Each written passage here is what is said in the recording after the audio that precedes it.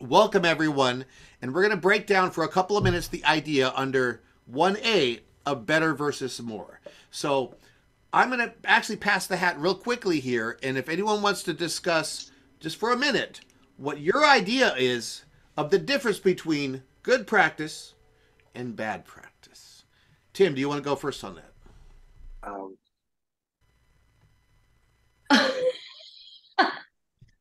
no, uh, I don't know. what's Practice. what's what's what's a bad practice session to you? That what would make you frustrated and feel like you didn't really do that well? What would make that happen?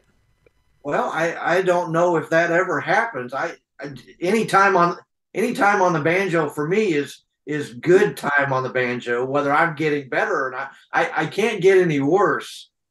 So if I'm on the banjo and for some reason my coach decided to throw a big old assignment on me for the If that month of happened, yeah. August, If that and happened. so but that's got me practicing more.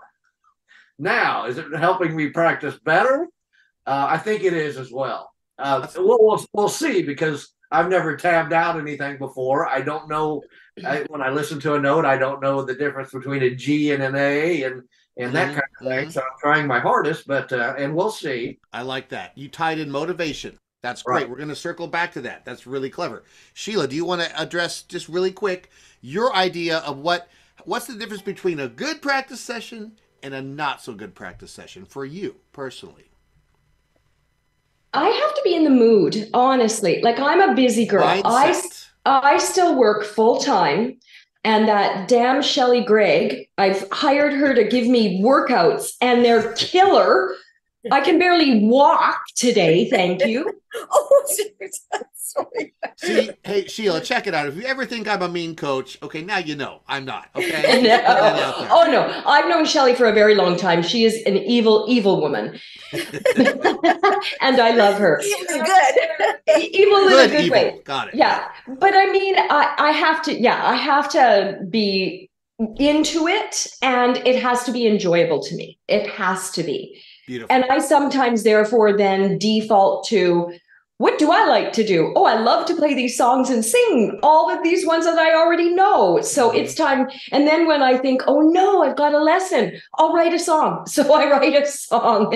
And then that usually keeps you happy for a little while. Yes, the desire part of it, and we're about. I love how you guys are predicting what we're about to go into in the next couple of items. This is really cool. Shelly, no pressure. Do you want to maybe speak just for a minute about your idea of what would be in your mind a satisfying session and then a not so satisfying session? Okay, so none of my practicings are satisfying. I feel like I'm never getting any better, and I'm just, I'm done. It sounds terrible. No, that's great. That is I grist know. for the mill. No, that's good compost right there. I just feel like I'm never getting any better. Exactly. Okay, that's good. This is exactly what I want people to dig into right here. This the down and dirty and the good, bad, and the ugly, the nasty stuff. Okay, because if we can tackle that, then the rest is gravy. The rest is total gravy. So that's a perfect segue, and thank you all for sharing, by the way, to talking about item B under one, what I call desire versus discipline. Because think about, you could say there's only three reasons we do anything. You want to, you're forced to, or you're paid to do it. And I can't pay you all to practice. If I was a millionaire, I probably would. Okay? I'd probably pay people to practice. I can't budget for that. So now there's only two reasons. You want to, or you're forced to. Now, let's talk about being forced to. Who's going to force you? Well, some of us have family and significant others who can act as I call it, an enforcer, okay, and remind you to practice. Now, that opens up a bit of a can of worms as far as relationship style, and I'm not going to go down that one. But you can be forced to do it by a number of factors. Guilt, willpower, someone else. Now, but you can get around that by tapping into your inner desire to want to do it. And that's going to be the theme throughout this group, okay? So, but be aware that sometimes even I have to force myself to do something. For example, I'm trying to get ready for this Bela Fleck camp, and rumor has it that they're really good players here, and I'm probably going to get the tar beat out of me, but they're really technical. And my buddy Jeff, who went last year, said he challenged one of the instructors, and not even the main instructor, a co-instructor, to say, hey, do you know your arpeggios? And the guy's like, bloop, bloop, like in every key up and down the fingerboard. And my friend Jeff's like, you know what?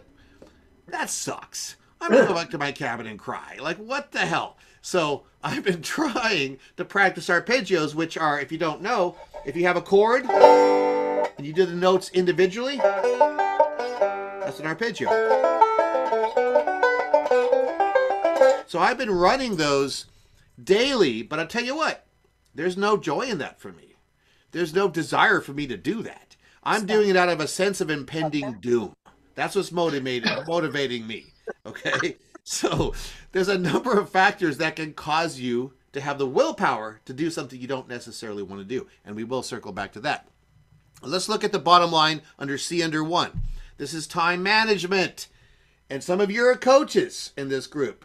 So for example, Shelley, I'm sure you know, and you've had the conversations with some of your clients who bring up the issue of, well, I just don't have time to do it. How to manage your time so you do have time to do it. So when I do time management, I like to have the laid back approach and the more OCD hardcore approach. If you look at your charts real quick, the first chart I have is the JamAlong practice schedule. And you'll notice, and this is a big chart meant to go on your fridge, I just have 2 categories. One says, I will do my best to play on these days at these times. So it's a lot of gray area for people. You could say, usually on Thursday or Friday, I'll try to play after dinner. So that's the kind of the blurry approach, okay? The next chart I included, which I think is a little more probably suited for y'all, is the one that says practice weekly schedule, okay? And I'm going to do a quick screen share for this because there's a couple things that I'm sure you're already doing, but you might want to think about. So basically the way I look at it, if you can get 2 sessions during the week for half an hour, that's worth the price of admission alone. Now, what I say here, the trifecta is if you have a practice plan, an actual plan, which you do. All of you with me have your practice room. That's what that is. You're doing online lessons with me. That's great. And if you're jamming along to either another human or the backing tracks in the backing tracker and strumming along to the recordings I give you, now you're playing with something. So you notice how this trifecta has a plan, someone who's helping you, e.g. me, and then playing with something other than yourself. Playing along with something, okay? So I think all of you are doing that trifecta already. That means even if you don't notice it, you're getting better, or as Tim very wisely said, you're preventing yourself from getting too much worse, which is equally valuable. I look at that too. Oh my gosh, there's a classical piece I've been working on.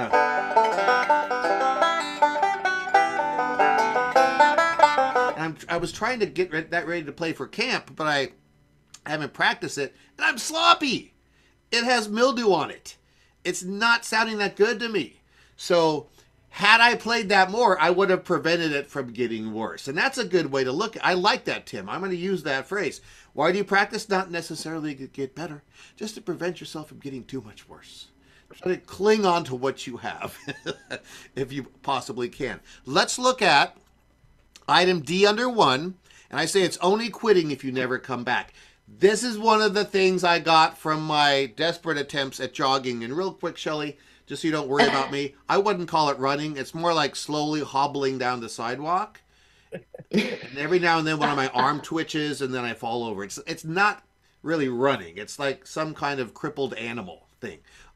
But nonetheless, have you ever passed a runner that looks happy?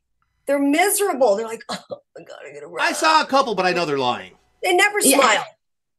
Yeah, they never a false smile. Exactly. If they're smiling. Yeah. Got it. No, I get that. So, but here's the thing. I am always quitting. I'm like, F this. This is not for me. Screw this. But I always come crawling back. So the main thing is you can only say you quit. Like Shelley, if you say you quit the guitar, that means you never took it up again. You have to literally pawn it. You have to commit to quitting, okay? Otherwise, you're going to come crawling back. That's human nature. So we never really quit. We just take breaks. So let's dispel the notion that you can quit. Unless you put it in a trash compactor, you're not quitting, okay? So this is what I call the under D1 after only quitting, the always returning model. And this sort of borders on some Yoda type spiritual stuff. But if we can continually keep returning back to what we want to do, it's a lot better than the people who think they're never going to have problems and never going to quit. All of us here in this group, we know we're going to quit. Oh, yeah, we're going to quit. Hell yeah, we're going to quit. But we're going to keep crawling back. That's the mentality we want to have. That makes it, in the long term, work for us, okay? Now I call soft quitting, number 2 under D, the power of taking breaks. You can quit on purpose. You can say, you know what? Shelly, you can say, you know what? I'm taking this guitar and putting it in the closet for a month. I'm telling him that. He's probably going to freak out, but you're going to probably be pretty surprised when we have our next Zoom, and I'm going to go, yeah, way to go. Quit. Stop. Get away from that thing. Because I know you'll be back. One way or another, you'll come crawling back. Not to me, but to the guitar. And then maybe to me. So that's a magic. There's a power in that. It's like the Zen thing of letting go. If you love something, let it go. And then it'll come back at some point. We have to be able to let our instruments go. That's huge. Okay? Anti-attachment. Let's look at item 2. Let's get down and dirty. Let's meet some demons. Some music demons that we all hear them chattering. Okay? So I'm going to do a screen share, and we're going to look at the lovely, cute little chart I made to get familiar with these little boogers that we all deal with. Okay? Even if we say we don't. So, we have, let me know if you're not seeing the screen. You should be seeing my little demon chart. And we're going to talk about the first one in the middle, who's the time thief. And that's the voice that says, I just don't have the time. I just don't have the time. I just don't have the time. It's a little chatterbox, okay? Now, in your syllabus, under each of these demons, I have strategies for vanquishing them. So, under A, basically, the number one strategy against the time thief is the practice reminder poster in the weekly schedule. He hates that. He freaks out and screams, I'm melting, if he sees those little schedules. Okay? And you know this, Shelly, as a coach, and you know that if you can get someone to use some kind of physical scheduler, it's not guaranteeing they're going to do it, but it's upping the odds they're going to do it. That's all. It's upping the odds. It's a percentage game. Okay? So the number one strategy for the time thief is getting those schedules out. The number 2 is what I call quantum time creation. Scheduling versus always now time. This is heavy duty, so I want to address this for a second. Scheduling is one level, okay?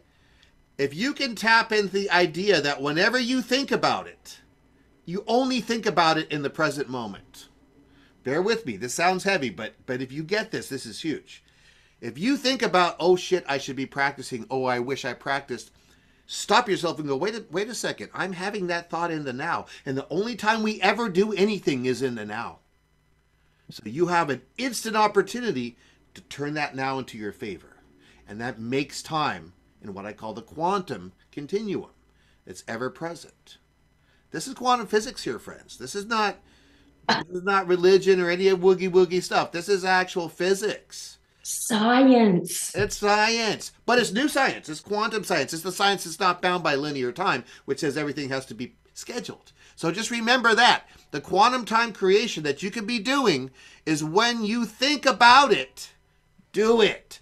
There's these 2 quantum subparticles. It's like thinking about it and then doing it in the now. If you can connect those, you're going to run the frickin' world. It's amazing the power you have there. It's like, just like the frickin', if you've seen Oppenheimer, the whole concept of the most incredible, terrifying explosion that's basically a miniature sun or star is created from the smallest particles known to humans. This is the same idea here, okay? Let's look at 3 under 2, your time matrix. Now, this is something where you notice I put make a list, exclamation point, of the things that take up your daily time. Okay? And then you're going to see that becomes this this matrix of things. And now you step back and take a bird's eye view and go, okay, which of these things are more important than my music? And that's a really brutal question to ask. Because then you're going to go, oh, well, I guess watching Golden Girls is more important than my guitar. You know, you're going to have some self-introspection that may be a bit painful. But unless you ask yourself that question, you're never going to be able to be the king or queen of your time matrix. Okay? And by the way, that concept comes from basically Einstein. He talked about the time matrix. I did a lot of reading to do this class, and I figured out there's a lot of stuff in science and in quantum physics that can help us as growing musicians. It's wild. Okay? Now, I'm actually going to use that. I'm going to use that because I figured you'd like that. After dinner, I sit down and I'm scrolling through my phone, through Facebook, and you just saying that is it my time playing guitar worth more than it's a brutal question. I'm definitely going to use that. Totally agree. I was just thinking in my head, when am I going to do it? Well, I don't have to sit down and watch whatever, right? Mm-hmm. Right. That's a brutal question. So with those bullets, you can basically blast away the time thief demon. Okay, so that now we're armed against the time thief. Let's look at the next demon, who's a little different, a little more slick. I call it the procrastinator, the I'll do it later. I'll do it later. Look at all those eyeballs on that thing. There's so many things he wants to do before we do the thing we're supposed to do. Okay, that's why he's got all those eyeballs. So how do we battle? How do we vanquish the procrastinator? Let's look at some items under B. Number 1, attention pollution, which is, if you think about all the things that you're looking around and thinking about and looking at and pondering during any 5-minute period of your day, the chances are a lot of it is pollutants. Not everything is valuable. So all the things that aren't valuable that are gaining your attention are pollution in your psychic sphere. So we need to start removing those distractions. It could be anything as simple as a TV on, a barking dog, put it in the other room, feed the damn thing, okay? Take it to the pound, whatever. It could be a roommate that's always seeking your attention. Have a talk. Hey, I need some time. These are things that are like parasitic and they pull your time away. And that's what I call attention pollution. The procrastinator lives in that swamp of attention pollution. That's where it lives. If you can find it and pull it out, you can throttle that thing. Now, under that, there's baby steps and the 5-minute rule. Baby steps are, if you want to beat the procrastinator, you can't all of a sudden do a bunch of things to beat it. You have to do one thing. Tune up your instrument and then put it away. One little thing. Because the procrastinator is really clever and it'll pull you aside if you get too involved. So if you do one thing, it's like, bam, jab, you got to punch in. Okay? So think baby steps, and then what I like to call the 5-minute rule, which is basically sitting on the couch procrastinating, clock in. Give yourself 5 minutes. Set a frickin' alarm. That's one thing the procrastinator hates. Alarms and 5-minute rules. Because then all of a sudden that's our more bullets against it. Okay? Because you're keeping track of time now. It comes back to the thing of linear time. Linear versus quantum. Now, so that basically you have another thing, what I call alarms, reminders, and enforcers. This is probably the thing that the procrastinator hates the worst. This is poison to it. Setting alarms. I do it all the time. Siri, set an alarm for 5 minutes from now. And then it goes, bing, bing, bing. I'm going to go practice. Fuck, God damn it. I don't want to, but I'm going to. Okay? I don't do it willingly, but I do it because I set the damn alarm. These are psychology tricks that will really help you. Then we have what I call reminders. Dude, if you looked at my room behind my black veil there or in any of my offices, it looks like that scene from A Beautiful Mind where he has like everything all over the walls. I have Post-its everywhere. I have so many positive affirmations. It's amazing I can't levitate right now. Like I have them everywhere. And they don't work all the time, but they at least help, as Tim very wisely said, me suck less. That's fine with me. That's fine with me. Now, let's look at the next really nasty, terrible little demon. The guilter. Boy, now this demon, it doesn't just live in our music. It lives in all areas of life. Now, because I'm not a priest, I'm not going to get into other areas. However, the basic mantra that it's always whining is I didn't practice, I failed. I didn't practice, I failed. That's like, that. I deal with that all the time with my trying to run or trying to hobble or wobble or whatever I do, is the guilter. Now, let's talk about vanquishing the guilter. Okay? So basically, number one strategy is tap into guilt power. That sounds really weird, but guilt's a strong emotion. Anytime you have a strong emotion, it has power under it. You can tap into that. You can make it make you do something. It has a fuel.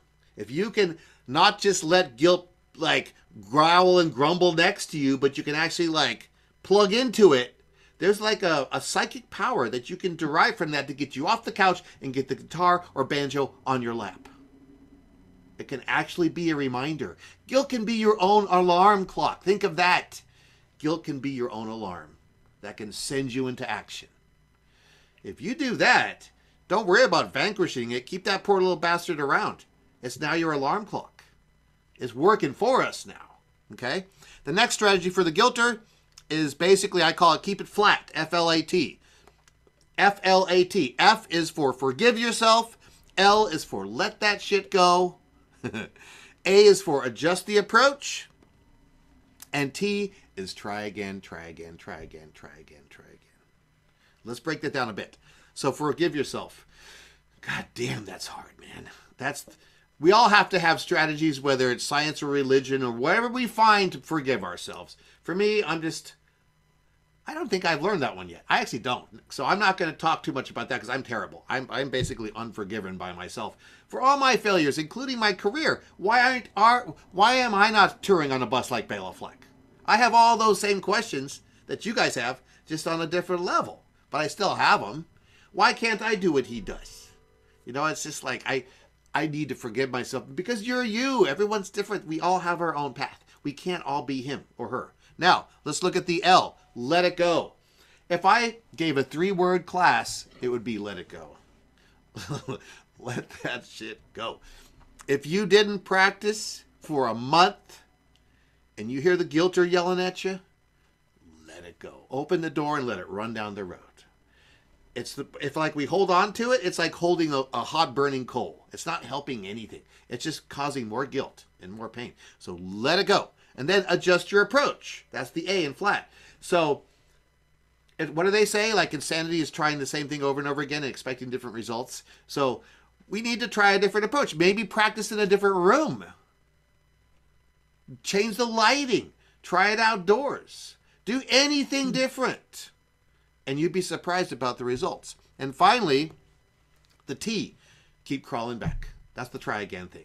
Keep crawling back. Now, let's talk about the doubter bug. Doubter bug. This little bugger is, I think, possibly the most common demon, maybe other than the guilter. It just basically has that voice, I don't think I can do this. Or the more subtle version, the more honey-tongued, evil version, I don't think I'm meant to do this. I don't think I'm cut out to do this. See, we've all heard that, where it gets another level of complexity. So the doubter bug has some little cousins that are a little more slick, and it doesn't just say, I can't do it. It says, I'm not supposed to do it. I have other things that I do. You know what I mean? That's the danger part, because then you buy that. You actually buy the lie. Anyone can play any instrument. Bottom line, end of story. Okay? There's people who play guitar with their feet because they don't have arms. I've seen it on YouTube. And you're going to tell me you're not cut out for it? You've got 2 arms. Look it up. There's people who don't have arms who play guitar and banjo. Okay? So the main thing about the doubter bug is to not listen to it. I call it number 1 under D, bug off. Realize that voice has nothing to do with your abilities. That's like a false separate entity. That's why I'm making these things into demons, so you can separate them from yourself and realize that's not you thinking, that's this other thing. Bug off. Get rid of it. And then under D, Occam's razor. This is a concept of non-negotiation. Just say no. There's no negotiating with the doubter bug. You don't have a conversation. You take a razor blade and you slice it out of your life. Okay? There's some things that I deal with, I'm not going to get into, that I give you really tough mental issues. including some members of my family, and I have a lot of intrusive thought. And sometimes my wonderful therapist told me just to literally tell them no, like verbalize no. And then, yeah, I sound crazy, but it works. Same with the doubter bug. Just nope, I can do this. You don't negotiate. You don't have conversations with it, okay? And then we have 3 under D, build your support network. Because what are the voices that are the opposite of the doubter bug? Supportive people. People who believe in you. Listen to them. Don't listen to the doubter bug. Listen to the support network that you have. If you don't have it, build it up. That's the antidote. Okay? I'm your support network. You know that. I'm like a cheerleader when I meet with you on Zoom. Because I know that the doubter bug is not real. And I know that all of you buy into it now and then and go, yeah, maybe I can't. No, now you're negotiating. Bad. No negotiations. No negotiations. And then we have, under support network, groups. I'm a big fan of support groups. Go to a motivational support group. It doesn't even have to be musical. Learn tools and then apply it to your guitar or banjo. Okay? And then we have teachers. You got that? You got me? I'm a good teacher. I'm yelling at you in a good way, so keep that up. Okay? Now, notice your dead bugs. All through your life, you've had doubter bugs that you murdered and you got rid of. So why the hell should we listen to this one now? It's just another in a long chain of soon-to-be dead bugs. You've already proven it wrong.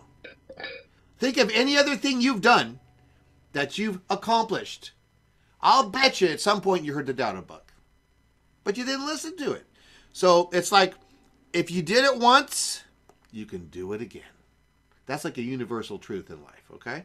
If you never did it once, you might not be able to do it again. But if you did it once, you can do it again. Period. End of story. Let's look at the last one, Mr. Expectations. This is the pimp of the music demons. He's real slick. He walks in with a suit and aviator shades, and there's disco music in the background. He jumps over a car in slow motion. He walks away from explosions and doesn't look back. All the cool stuff.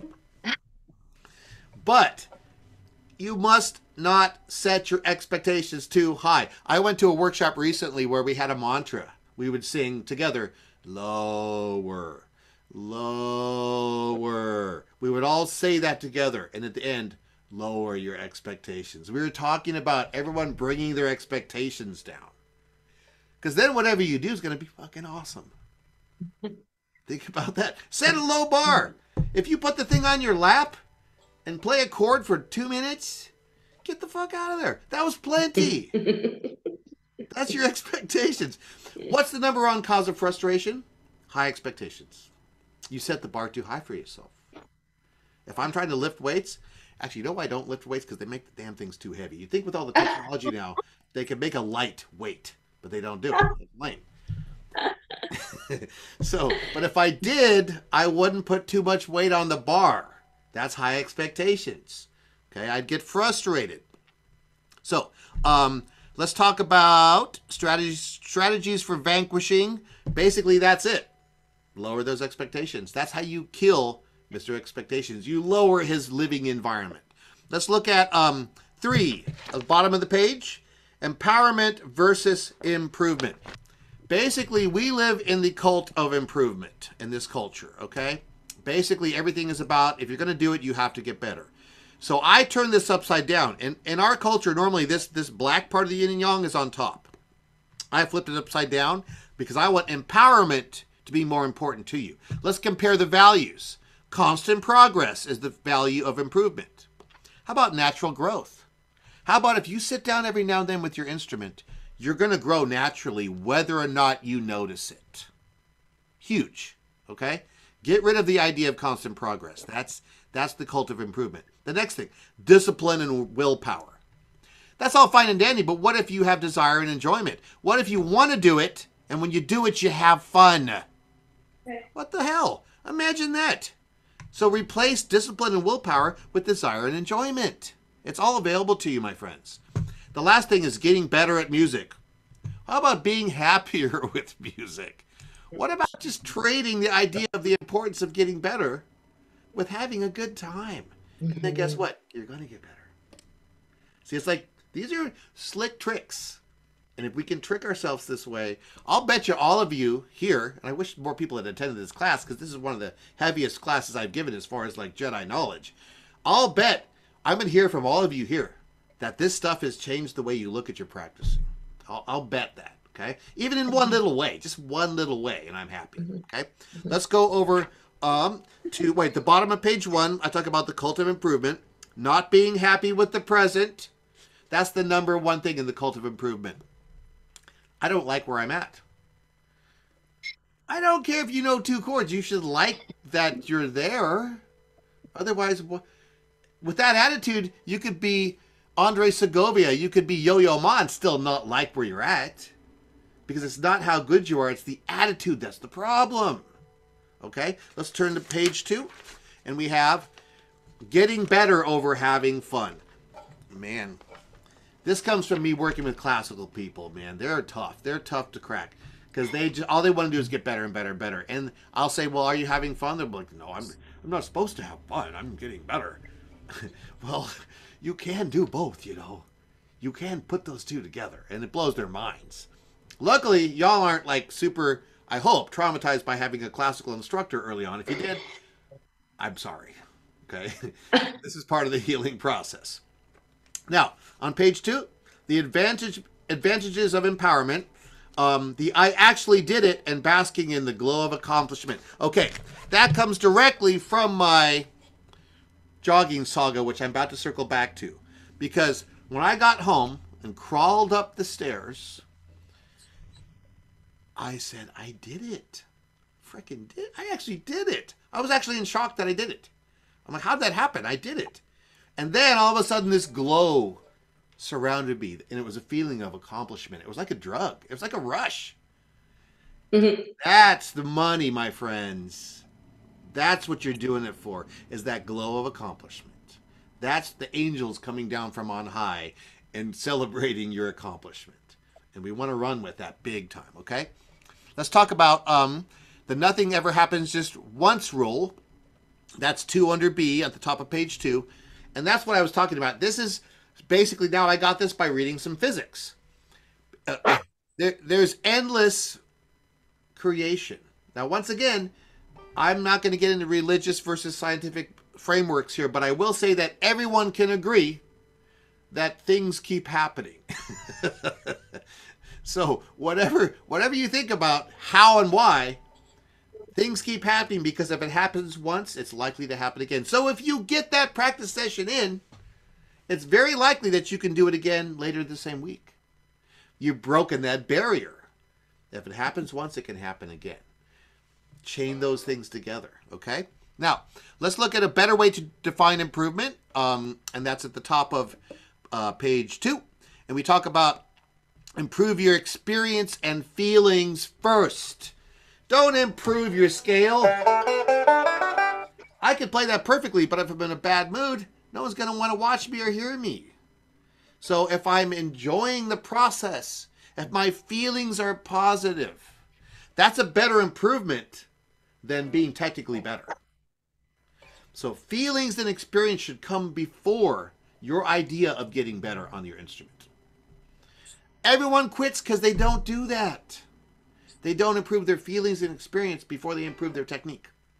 Super important, okay? Now, then item 2 under C, fail forward. I love that phrase. I'm going to make a t-shirt soon for that for JamAlong. Fail forward. Every time you fail, you're failing forward.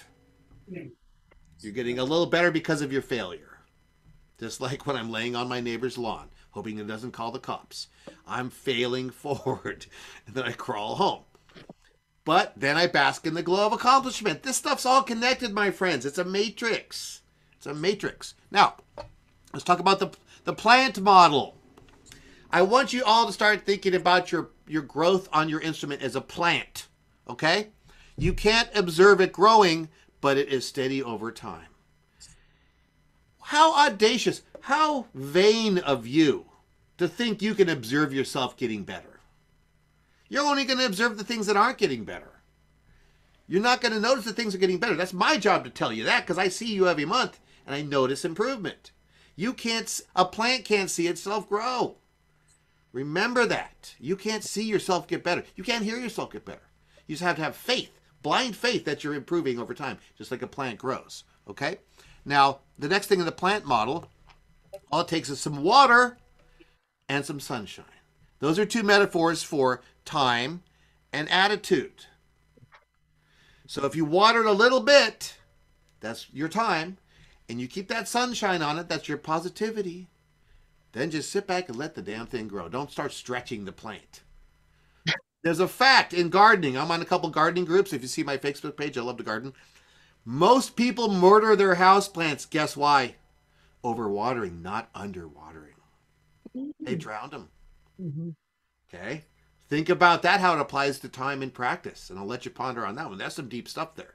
Don't overdo it. Do not overdo it. Okay?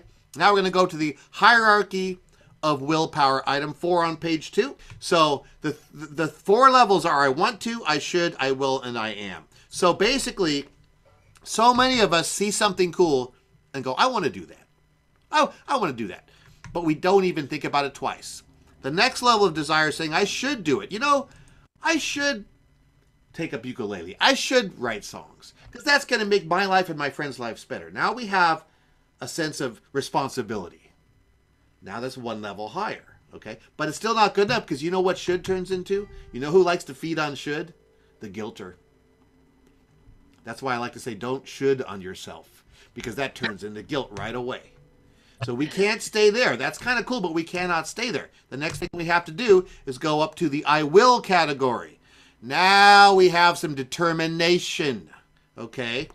A plan, a resources, and a schedule. That means you probably got some numbers of teachers, you found some books or videos, and you scheduled some time to do it. That's the I will, okay? Most humans get stuck here. It's the rare musical student who goes up to the last level of I am. And now we're back to the ever-present now. You can do anything you want in the present moment. You're the boss of the present moment forever. That's some deep shit. If you could get up and do it right now, now you are. I am. Now you're in the I am presence, okay? Where I am the thing that I want to do. Okay? Now, let's look at item 5 on page 2. I have to tell you a bit about this. This is kind of pathetic. Braden's jogging saga. And I'm thinking, I like this class so much, researching it. I'm going to make a book about this, I think. And I'm going to include this, even though it's a little bit demeaning to me to have to put this in the book. But basically, I absolutely hate it, and I have to force myself to do it. Okay, I'm going to do a confessional here. Bear with me. B under 5. The only good thing about it is when it's over, and that's fucking true. I hate to say it. Okay? C under 5. He is forever quitting and then crawling back in shame. This is true. It feels gross, but kind of good to say this. And then D under 5. There is little, if any, improvement. I don't improve at all. In fact, I think I'm getting worse every time I do it. And so he just does it for that glow of accomplishment. I'm becoming a crackhead for the feeling of accomplishment. It doesn't even matter if I get better at it. I'm doing it for getting it over with. Okay? That's why I'm doing the damn thing, so it can be behind me. Now, then I say, E under 5. Surely your practice sessions can't be that bad. So I just showed you the absolutely worst failure that I'm experiencing right now. So you can compare it to your own.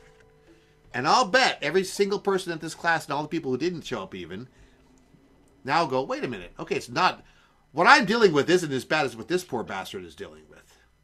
So that's why I showed you that. So you can see, even at your worst, you're kind of probably not as bad as what I'm dealing with trying to jog. Okay, which is pathetic on every level. Now, so you're doing good, kids. You're doing good.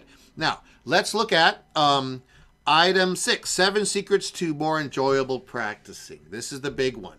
If all you took from this class was that, and also quantum time creation, you'd be doing good. So, short sessions with lots of breaks. Let that sink in for a second. If you take lots of breaks, it refreshes your brain. It does. It's like clicking refresh on your frickin' browser. You need to take breaks, kids. Lots of breaks.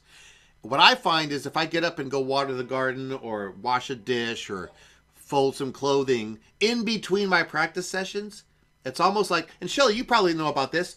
Back when I used to exercise, it was like you would do 2 sets of very opposite things back and forth, though.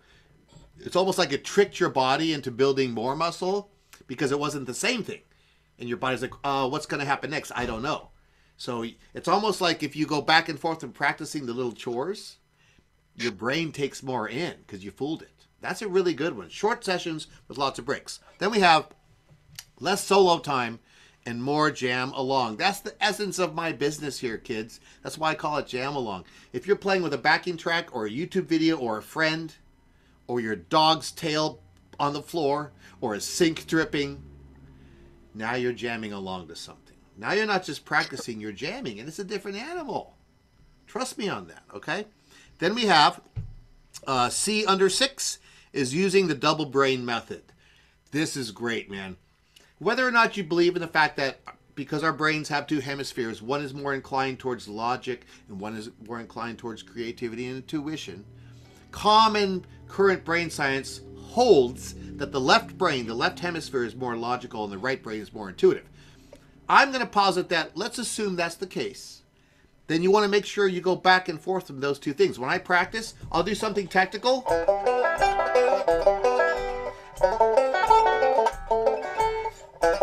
Something very boring and technical. Then I'll stop after a couple minutes. I'll go fold a shirt, come back, kick back, put on a backing track, and just noodle. Just be free. I've noticed I retain a lot more if I keep going back and forth from a technical thing to a creative thing. It works for me. It might work for you. Try it. There's nothing to lose. And then take lots of breaks. Now, number D under 6. This is a no-brainer, but I had to put it in there. Keep Mr. Expectations out of the room when you're practicing, okay? Just don't even let him in the practice room. He's not got nothing to say except like, you should be doing more. No, get out of here. I'm having fun. Now, we have E under 6, the wisdom of silliness. I don't have kids. I probably never will because I am a child. I'm basically trapped in a 14-year-old boy's mind for the most part.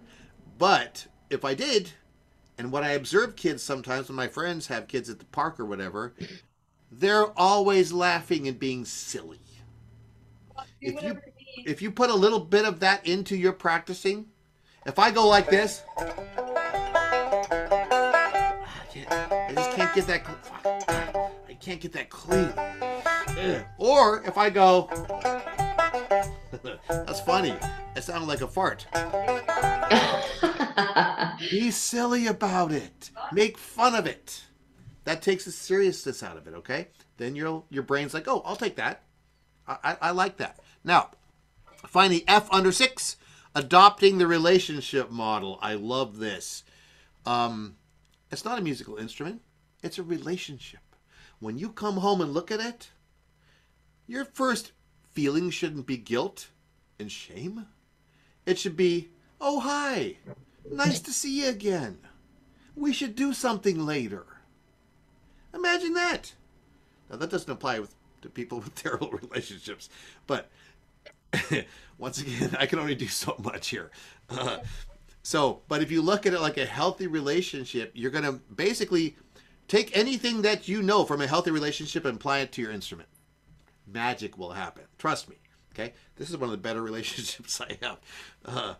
So it does work for your instrument. Now, finally, G under 6, remember empowerment over improvement. You're empowering yourself. You're getting better eventually. Maybe. Who cares? You're empowering yourself because you did it. And you're basking in the glow of accomplishment. Okay? And then we have 7. I have to talk about the nasty stuff at the end. The red flags of quitting. Things you need to look out for. Okay? The doubter bug and the guilt are coming around a lot. Those 2 demons are the heralds of quitting. The other ones do bad things too, but the guilter and the doubter mainly make people stop. I have I call it my dark file.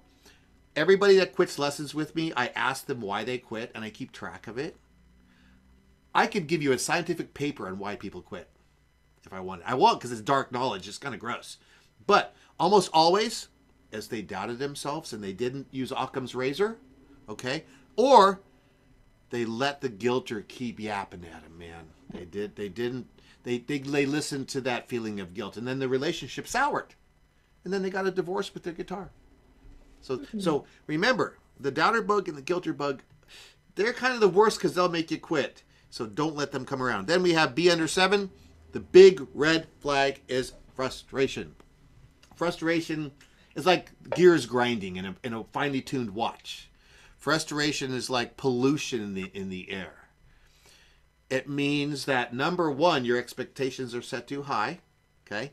Or number 2, pretty much, you have a bad attitude about it and you need to get more playful and silly. You're taking it too damn seriously. Back to the wisdom of silliness, which could be a whole book on its own, okay? Finally, C under 7. The final good news, you can always come back, man. Unless you put this in the trash compactor or upon it, which I've heard of both in my time, you can always come back to it. There's no law that says because you quit, you can't unquit. That's a great subject for a book, unquitting. How to unquit. You come back to it. You go, okay, I'll tell you what, I love this thing more than I hate it. Maybe I don't sometimes. Maybe I love and hate it equally. Maybe sometimes it's more equal than other times. I don't know. But you can always come back. That's the beauty of this stuff. So, hey, kids, thanks for making it today. This was really fun. And I'll see you all at your upcoming Zoom classes. And have a great weekend. And hit me up. Shoot me a text or email during the camp. I'm there all next week with my guru, Bela Fleck. So get a hold of me. Ask me how it's doing. Thanks for coming, guys. I'm going to go start packing. Y'all have a wonderful weekend. And I'll be in touch. Awesome. Thanks. Have Thank fun. you. Cheers, Be guys. safe. Thanks, Rick.